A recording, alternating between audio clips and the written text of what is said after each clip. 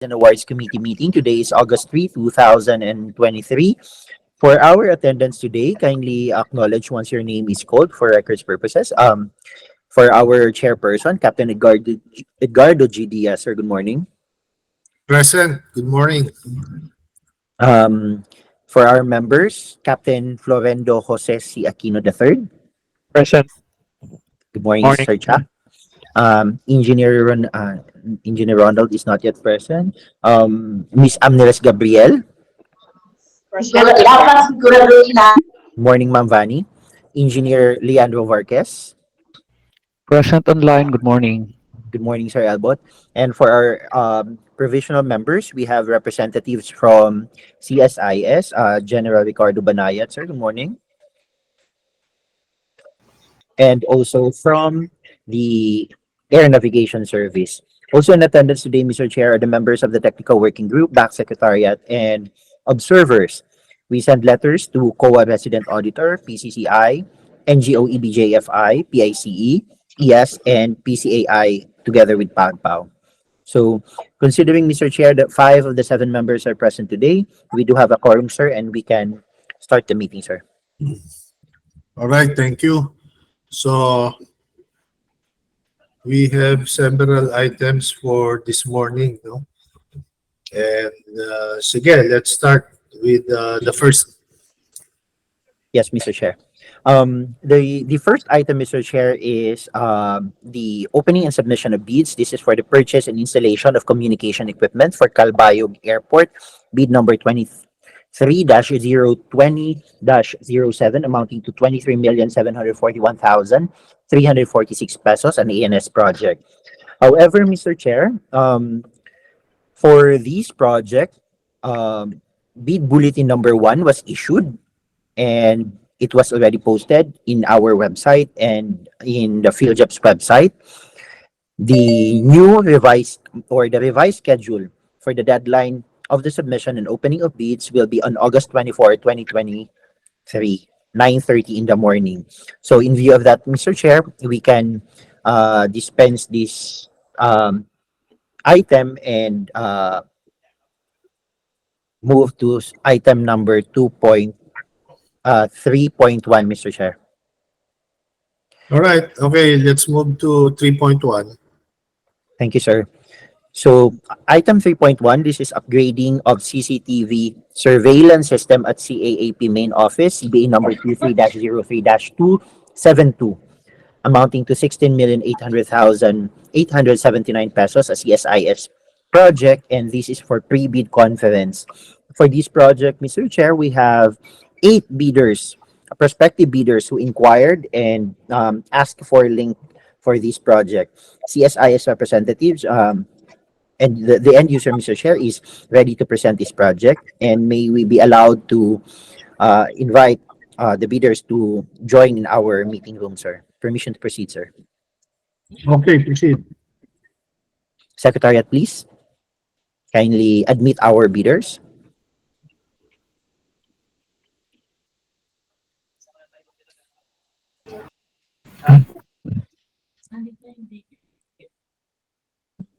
Um,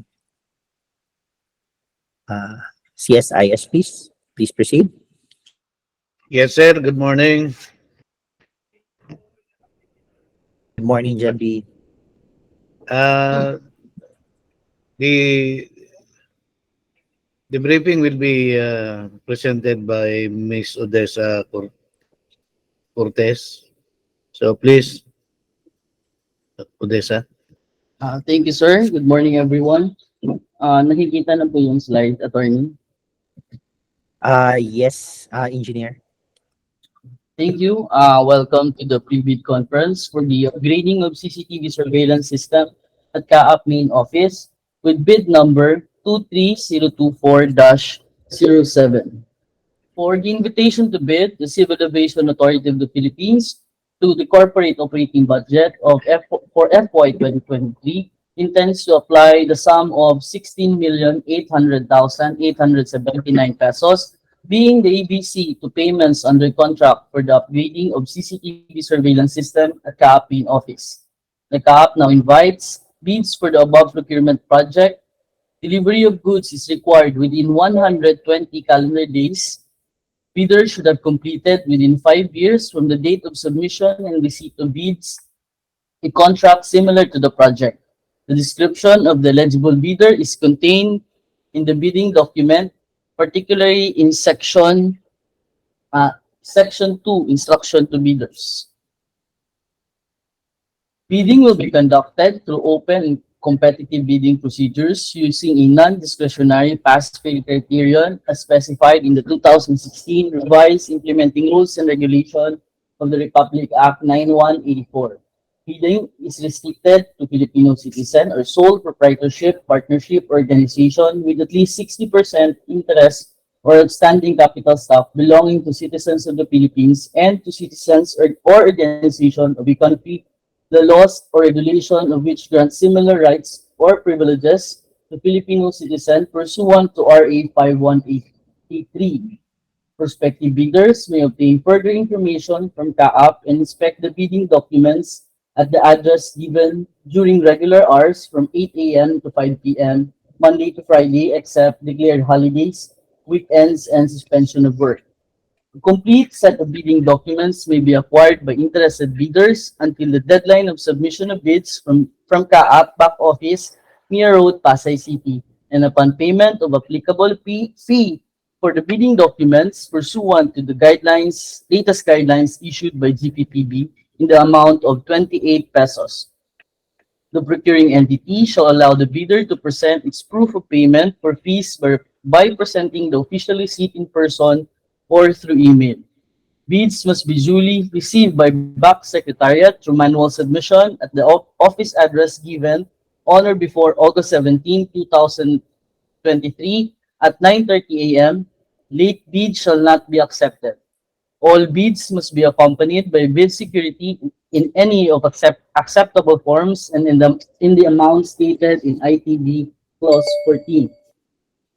Bid opening shall be on August 17, 2023 at 9:30 a.m. at the back office or via Google Meet. Bids will be open in the presence of bidders' representative who choose to attend the activity. The CAAP reserves the right to reject any and all bids, declare a failure of bidding, or not award the contract at any time prior to contract award in accordance with Section 35.6 and 41 of the 2016 IRR of RA 9184, without thereby incurring any liability to the affected bidder or bidders.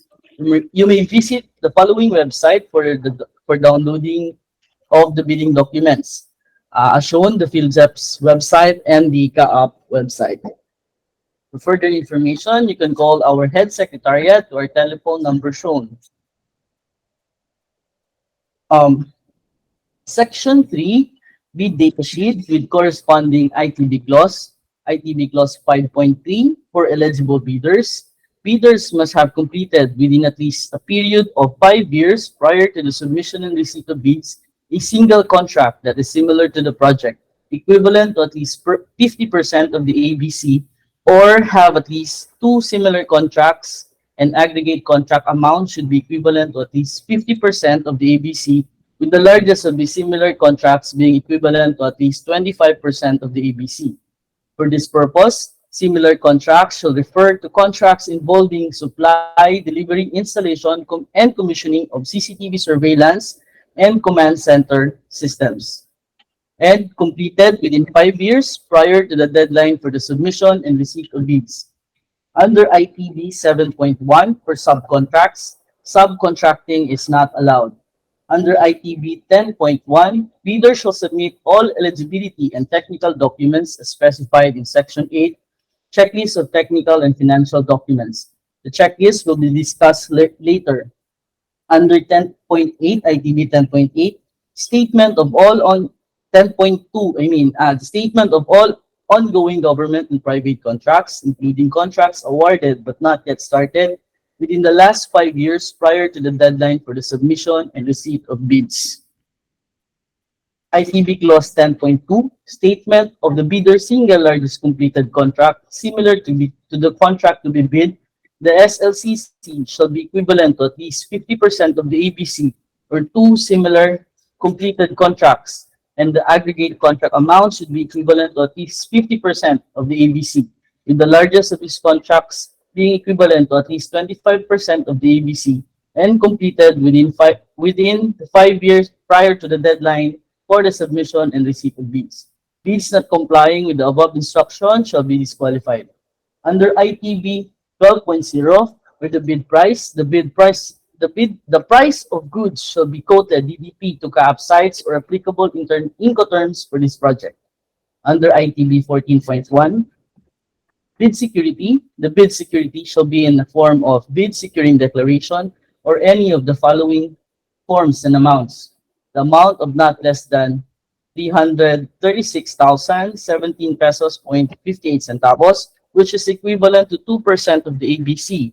If the bid security is in cash, cashier's or manager's check, bank draft or guarantee, or irrevocable letter of credit, or the amount of not less than 840,043 pesos and 95 centavos, which is equivalent to 5% of the ABC if the bid security is in surety bond.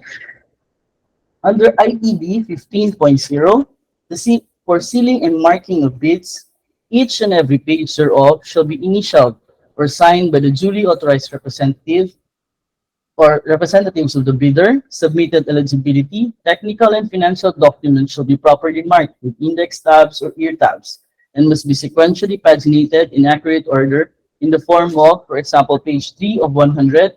Pagination should be sequential on the entire span of the full document inside the envelope. Each bidder shall submit one original copy of the first and second components of its bid.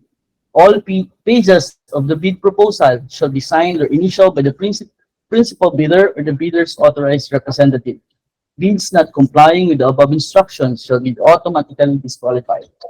Under ITB 19.3, detailed evaluation and comparison of bids, the bidder must render its statement of compliance or conformity with the bidding documents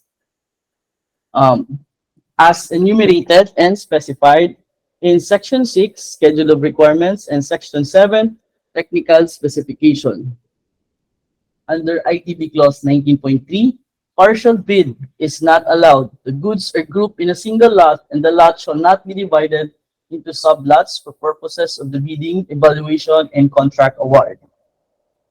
NFCC 19.5, NFCC computation or a committed line of credit from a universal or commercial bank, and ITB 20.1 for post-qualification, as shown are the appropriate documents required to be submitted during post-qualification: latest income tax return and business tax returns, certificate of PhilJobs registration, other appropriate licenses and permits required by law as stated in the bidding documents. Failure to submit any of the post-qualification requirements on time or a finding against the veracity thereof shall disqualify the bidder for award. CAAP shall thereafter award the contract to the next lowest calculated responsive bid. Under Section 5, special condition of the contract with corresponding BCC clause, under 2.2 is not applicable, and 4.0, the inspection and tests that will be covered are the following: as shown, the physical conditions of the good, conformity of the goods and to the technical specification, authenticity of the goods, and whether goods delivered are functioning. The inspection and tests that will be conducted shall include but not limited to physical inspection, inventory, or whatever additional tests the technical inspection team may require. For Section 6, Schedule of Requirement, the project implementation, the project will be implemented or delivered within 120 calendar days. For the technical specification, for the general scope of the project requires supply, delivery, installation, and commissioning of CCTV cameras, provide high-definition video wall composed of 55 LFD monitors with decoders and controllers, supply, delivery, and installation of video wall, workstation console, furnitures, and other requirements for the CCTV command center, supply, delivery, and installation of video recording servers and video management software, and training and transfer of technology for all components of the project, including operation manuals. As shown is the summary of cameras per site and the types of cameras required for this project. For the main building, 53 cameras. For the annex building, 25 cameras. FSIS building, 26 cameras. TechSen building, 23 cameras. AFC, where the command center will be located, 6 cameras. Supply building, 27 cameras. Multi-level parking, 15 cameras. And vicinity, 25 cameras. The project will require 200 cameras, as shown. Um, for the minimum camera specification, as shown, the PTC, which is a dual type camera, requires a minimum of 4 megapixels, 40 times optical zoom, and 300 preset positions. For the focal length of the bullet camera, 2.8, the minimum focal length is 2.8 mm, and for the PTC, 5.8 to 247.8 mm. For the outdoor network bullet camera, it must have at least 8 megapixels, powered over Ethernet, with a wide dynamic range and can easily be mounted on walls and ceilings. The minimum focal length for the camera is 2.8 mm. For the indoor dome network camera, it is a varifocal camera and must have at least a minimum of 4 megapixel, powered over Ethernet with wide dynamic range, and can be easily mounted on walls or ceilings. The minimum focal length is 2.8 to 12 mm. For the panoramic fisheye network camera, it must have at least 4 megapixels, powered over Ethernet with wide dynamic range, and can be mounted, easily mounted on walls or ceilings with a minimum focal length of 2.8 to 12 mm. I'm sorry, the minimum focal length for the panoramic is 1.29 mm. And for the facial recognition varifocal dome camera, must have at least 4 megapixels, powered over Ethernet, must be at least with wide dynamic range, and can be easily mounted on walls or ceilings with a minimum focal length of 2.8 to 12 mm. For the license plate recognition, for the high-speed automatic plate number recognition camera, must be at least 4 megapixels with a minimum focal length of 3.1 to 6 mm. For the video management system, the IP-based CCTV system equipped with video management system and recording shall be modular and expandable to be incorporated to the CCTV central monitoring management. The project requires network video recorders for both 64 channel and 32 channel NVRs with minimum of 90 calendar days storage retention. For the video wall management system, the video wall is composed of 18 units, 15-inch LFD monitors with computers and decoders. Controllers and decoders. For the other equipment requirements, or the network infrastructure requirement as shown, for the MDF, or the main distribution frame data cabinet and network switch for the command center, full specification for can be found in the bidding documents, particularly in section 7. For the independent data frame, or the IDF cabinets, this project will be requiring 19 IDF cabinets for the 7 sites. Detailed specification of cabinets and components can be found in the bidding documents, particularly in section 7. Facial recognition door access control device will be installed at the entrance of the command center at the AFC building. And PTC camera controllers will be integrated to the system to control the cameras. For the hybrid network storage server, or the NAS, with HDD, this will ensure that the video storage recording is backed up with a minimum storage capacity of 240 terabytes. For the software and licenses, this will include 200 camera licenses, including the um, facial recognition and the automatic plate number recognition or license plate recognition. For the training and transfer of technology, um, the CSIS will be trained for both user and technical training. The duration is 3 weeks for the user training, which may be extended if deemed necessary, and 4 weeks for the technical training, which may also be extended if deemed necessary. For the warranty period, the warranty is 3 years on the equipment and 3 years on the services. Um, the contractor shall provide technical personnel that will report to CAAP for 1 year to assist the office on on-call basis. Quarterly preventive maintenance should also be performed as part of the warranty agreement. The contractor shall ensure one personnel that will provide the troubleshooting, preventive maintenance, and help in the implementation and operation of the system installed, including continuous training of new personnel. For the checklist of technical and financial documents under technical component envelope, Class A documents.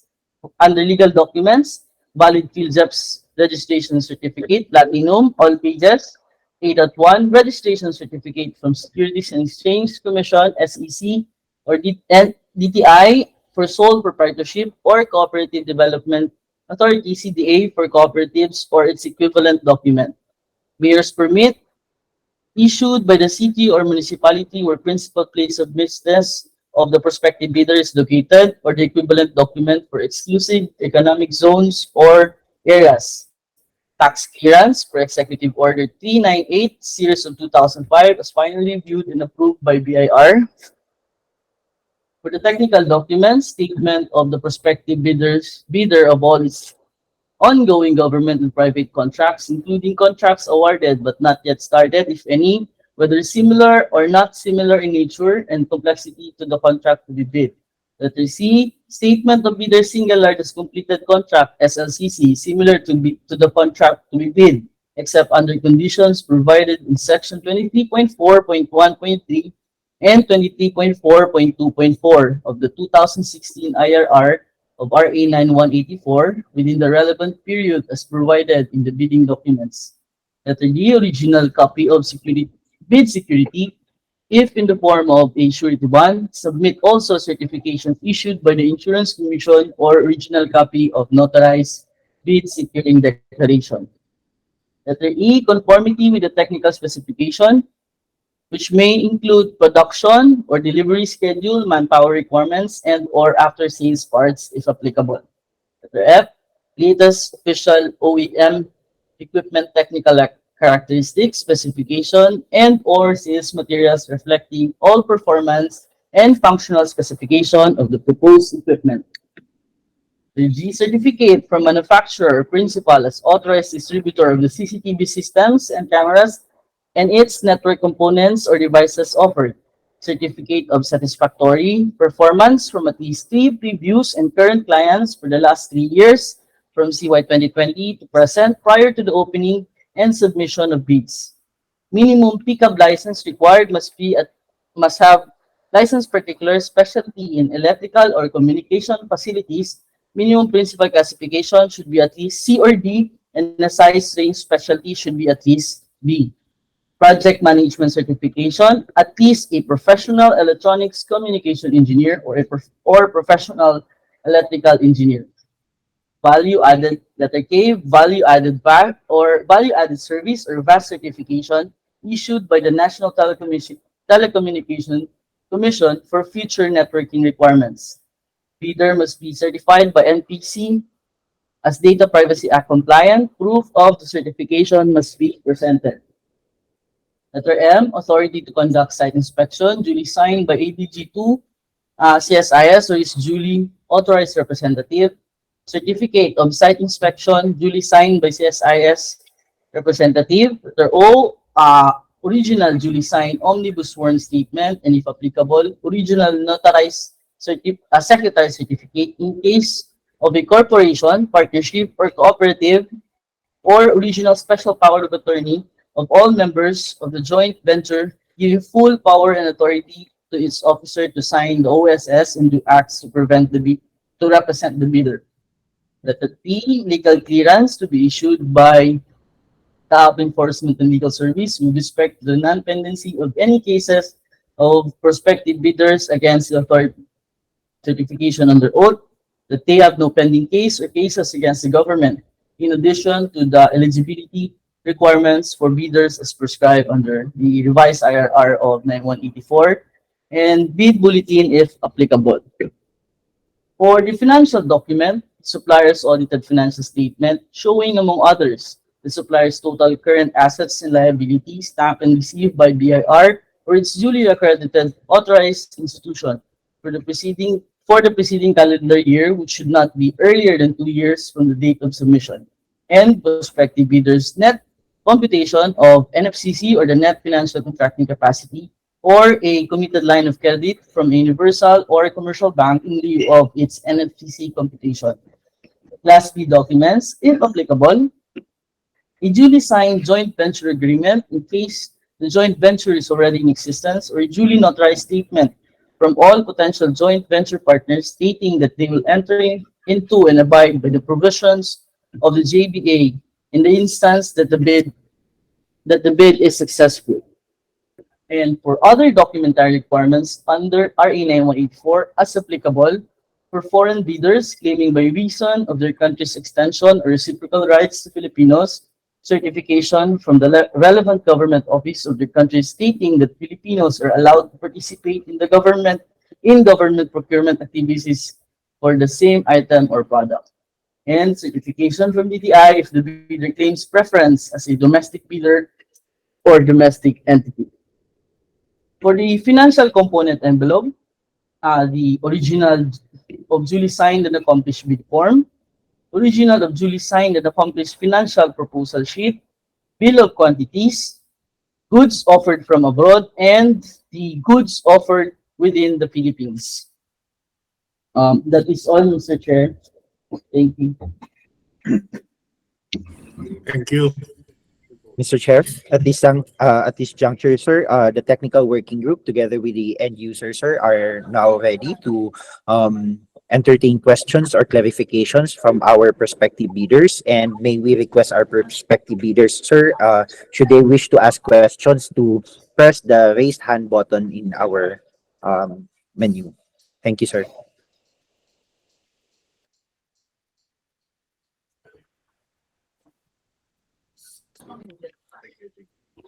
Any question from the prospective bidders?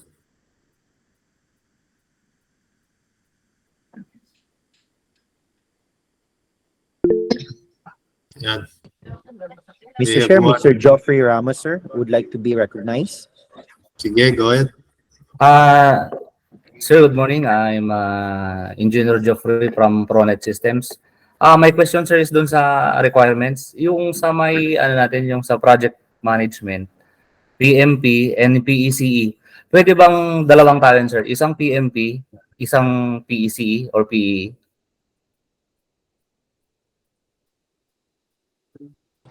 CSIS, please.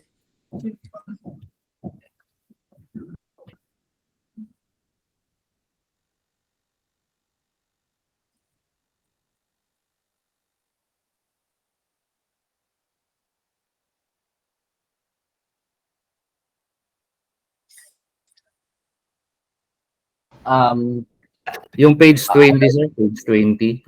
With regards to the, yes, sir, Mr. Chair, as long as there is a PECE or PEE.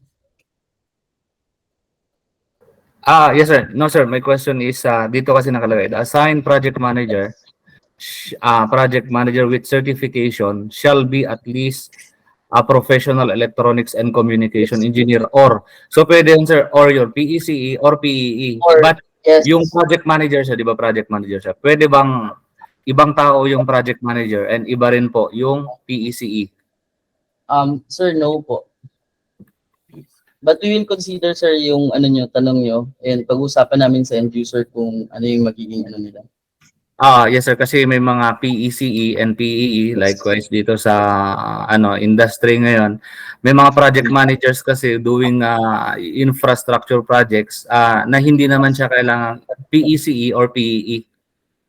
So Yes, any but this, any profession kasi can be a project yes, manager certified.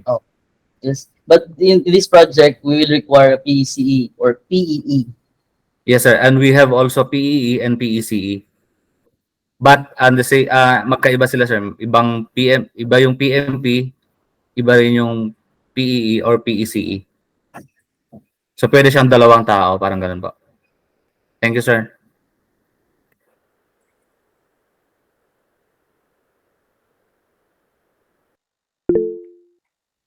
Issue.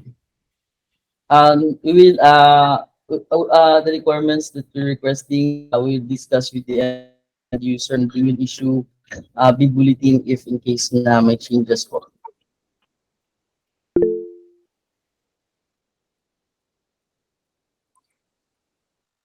Sir Geoffrey, the end user will take note of your comments po, and should there be any changes in the requirements, we will be issuing bid bulletin reflecting the changes on that particular item, sir. Thank you sir, thank you. Thank you, sir. Mr. Chair, Mr. Julius Batalla would like to be recognized, sir. Go ahead, Mr. Julius. Sir Julius Batalla from Silix. Opa. Sir, nag-require ba kayo ng certificate regarding dun sa PM? Other than the license EE or license ECE siya?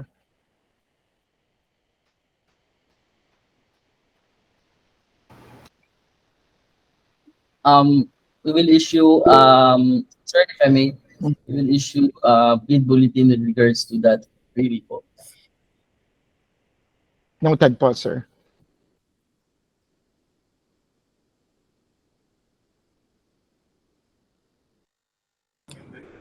Any other questions po from our prospective bidders? If there is none, we would like to remind our prospective bidders. Okay, we have here, Mr. Chair, One Commerce would like to be recognized, sir. Okay, go Yes, ahead. sir. Yes, sir. This is Sor from One Commerce. Bali, question ko lang, sir, regarding dun sa mga third-party system integration, sir. Ano ba yung mga third parties na system na in-integrate dun sa system po? CSI, please. Attorney, also, again, we will issue a bid bulletin with regards to the requirement of the third-party integration systems.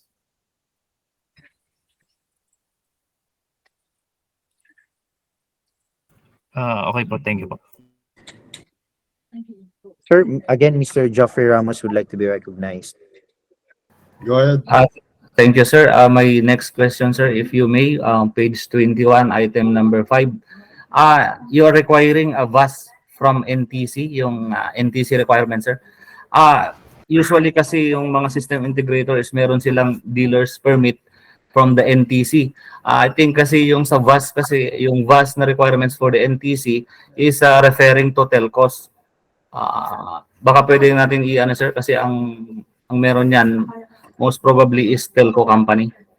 So with regards to the project kasi itself, ang project kasi natin is CCTV and walang frequency interference doon sa CAAP dahil parang ano lang to, LAN, local area network. Thank you sir.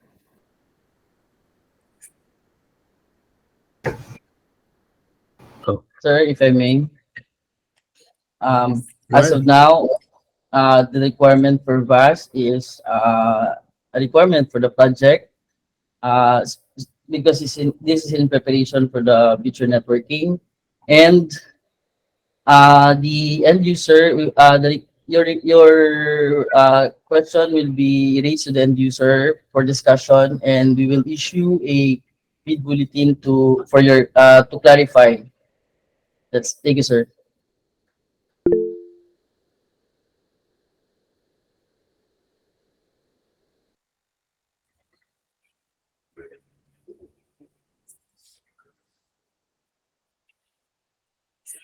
Okay, another question from Mr. Julius. No? Julius, go ahead. Opo.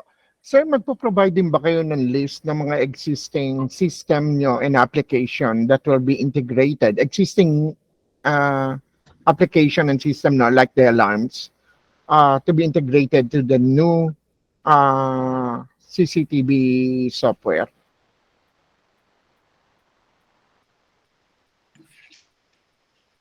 One of the, I think, one of the requirements kasi is it has to be integratable with the alarm system. Mr. Chair, if I may. Go ahead. Yes, sir. Yes, we will provide the list of equipments to be integrated. However, the list of equipment, due to security concerns, we will provide only for the bidders who are interested or the bidders who bought the bidding documents. Thank you, sir. Noted, sir. Thank you po. Again, Mr. Chair, we have Mr. Geoffrey Ramos. Mr. Sige, go ahead. Sir, hello po. Dito po sa NBR, sir, sa equipment po natin sa CCTV. Sir, napansin ko lang po dito kasi may GPU po or any equivalent. Pwede po kaya itong i-relax into minimum requirements. As long as po magkaroon tayo ng simple recorder na hindi na kinakailangan ng GPU or kahit anumang integrated. Kasi po simple recorder lang po kasi ito eh. So medyo may hirapan po kami as a bidders na makasali po dito kasi may mga requirements po na hindi namin makikita like GPU. Mr. Chair, if I may. Go ahead. The requirements stated in the bid documents is the minimum requirements, but as your query, we will discuss with the end user if we will issue a bid bulletin to relax or to change the requirement. Thank you, sir.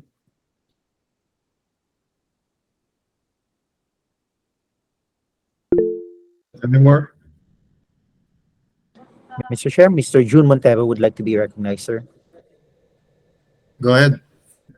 Yeah, good morning, sir. No, this is Jun Pomponet, no, sir. May ask, sir, do follow-up questions yung integration with your existing. Possible ba, sir, malaman kung ano po yung existing nyo na mga i-integrate? What particular brand?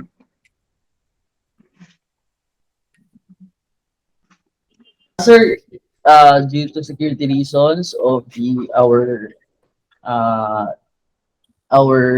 requirements or our infrastructure requirements here in CAAP, we would like to give those details to bidders who are interested or who bought the bidding documents. Thank you, sir.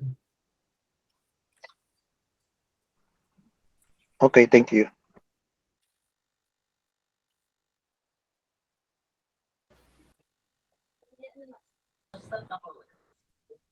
Mr. Chair, we have Banana Corporation. Okay, go ahead. Hi, if I may, sir. Just a question regarding the length pipes. Yung length ng pipes nyo, meron po bang mapaprovide na, for example, drawing, or do we need to conduct a site visit para makita po ko yung mga pag-i-installan ng cameras? Sir, if I may. Yes, go ahead. The layouts and the building plans will be provided upon presenting the OR or the receipt for the bidding documents for security reasons. Thank you. Thank you, sir. Mr. Chair, in the interest of time, Mr. Chair, considering that we still have a number of bidders online and who would wish to ask questions, we are reminding our bidders, sir, that they can submit their written questions or clarifications to our bids and awards committee secretariat in order for the end user as well as the technical working group to respond to their questions or clarification 10 calendar days before the opening of bids, Mr. Chair. So, with that, Mr. Chair, we will just be entertaining last questions if there is any from our prospective bidders, sir. Okay, last question. No more question.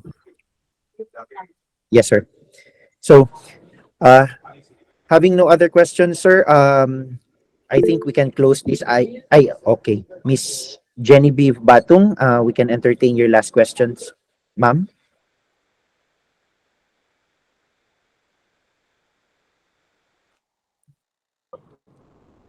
Ma'am Genevieve, you're recognized po by our chair. Good morning, sir, from Pronet. Sir, so do we need to buy bid docs first before we will have the site survey?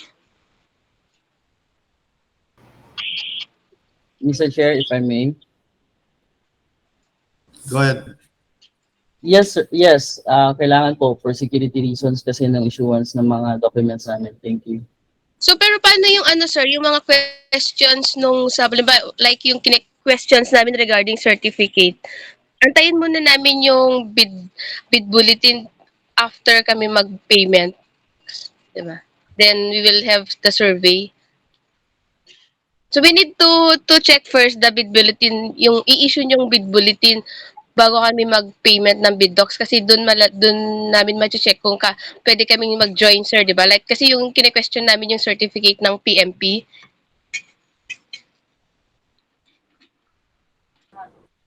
If I may respond to that, Mr. Chair. Go ahead. Ma'am, those questions or clarifications that were brought up, that were discussed today, ma'am, the end user will take into considerations those questions and will issue the necessary bid bulletin if there are changes to the to the existing bid documents po.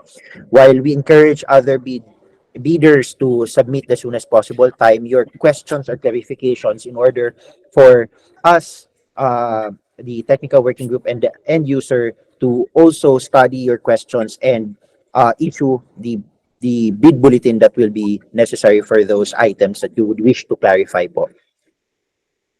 Noted, sir. So, yung pag-site survey, sir, schedule, pwede naman before the mag-schedule kami. After nung ma-receive yung bid bulletin, sir, di ba? Yes, ma'am. Noted, sir. Thank you po. Maraming salamat po. So, with that, sir, we can now close this item, sir. And we are looking forward to the submission of our bidders during the opening of bids, sir. Okay, so we will proceed to the next item. Okay, thank you, sir. Again, to our prospective bidders, thank you, and we are looking forward to your submission. And you are now excused po. Secretariat, please kindly remove our prospective bidders from our meeting room. Paalam na. To the chair, sir, may I be excused? Yes, sir. Sir, thank you very much. Thank you, sir. Thank you, sir.